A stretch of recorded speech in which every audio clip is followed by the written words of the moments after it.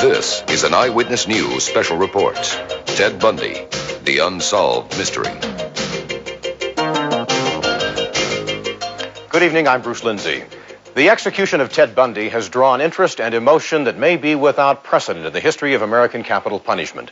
A federal judge called Bundy the most competent serial killer in the country, a diabolical genius.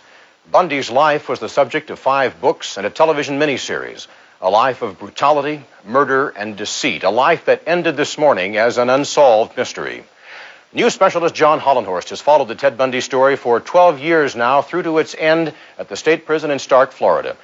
John, what's the one thing that stands out in your mind about this morning's execution? Well, Bruce, I think it was clearly the circus atmosphere that developed here this morning. Somebody today compared it to a public hanging in the Old West.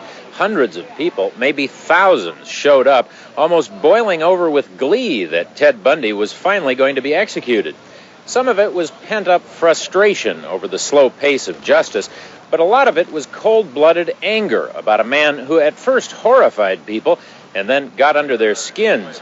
To comprehend all this, you have to go back a few years to try to understand Ted Bundy, what he did, and who he was. The Ted Bundy story is, in part, a historical odyssey stretching thousands of miles from one corner of the country to the other.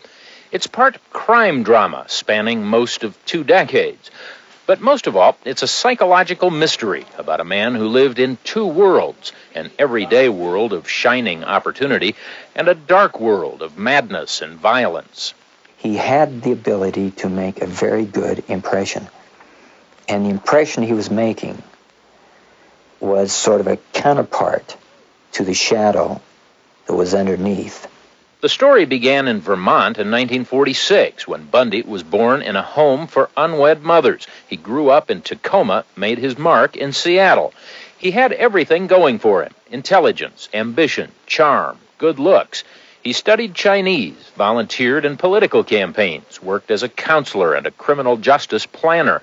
Some said he had a bright future as a politician, but the dark side was lurking just beneath the surface. His first victim may have been Linda Healy, Seattle, 1974. She disappeared from her bed.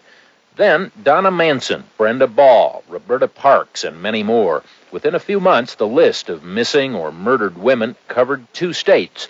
The press began talking about a look-alike killer who seemed to select women simply because they were young and pretty. Later, when a few clues turned up, police began looking for someone named Ted who drove a Volkswagen. In August of '74, Ted Bundy drove his Volkswagen to Salt Lake City to attend law school. Once again, the curse hit 2 states. Young women vanished. Sometimes their bodies were found, sometimes they weren't. One woman was lucky. A young man kidnapped Carol DeRanch at the Fashion Place Mall in Salt Lake County, but she got away before he could kill her. Then a fluke arrest. A Utah highway patrolman noticed Bundy loitering in his Volkswagen. A search of the car turned up burglary tools and handcuffs. The law student began to learn about life behind bars. Every citizen who believes in law and order should spend a couple weeks there and learn how it works. Carol DeRanch testified against Bundy, and a judge convicted him of attempted kidnapping. Utah authorities sent him to Colorado to stand trial for murder. A few months later, Bundy jumped out of a courthouse window in Aspen. Lawmen recaptured him a week later. When a bearded Bundy sat down to eat his Thanksgiving dinner in 1977, he was already plotting his next escape. On New Year's Eve, he climbed through the ceiling of his cell and made it all the way to Florida, taking the curse with him. A week after Bundy arrived at Florida State University, a frenzied killer ran amok at a sorority and a nearby rooming house. In the space of an hour or so, he clubbed, raped, or strangled 5 women. 2 of them died. A couple of weeks later, someone snatched and brutally killed 12-year-old Kimberly Leach. Ted Bundy made the FBI's 10 most wanted list.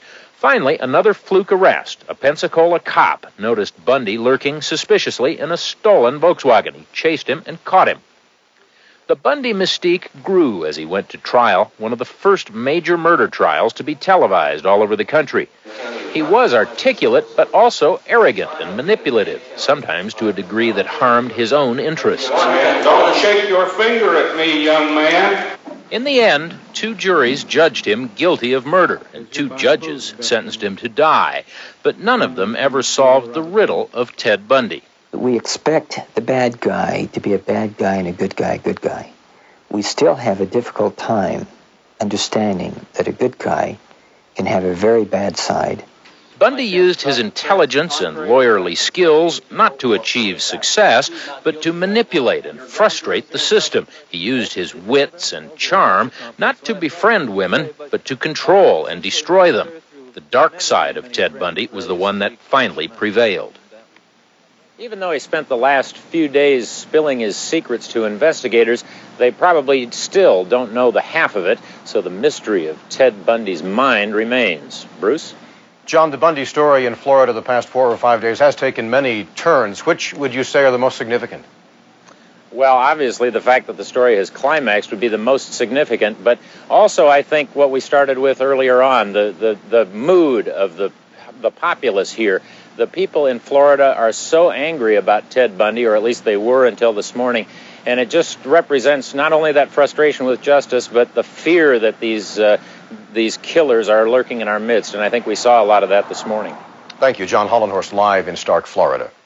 Why did Ted Bundy do what he did? Some possible answers after this break. There is no way in the world that killing me is going to restore those beautiful children to their parents and correct and soothe the pain.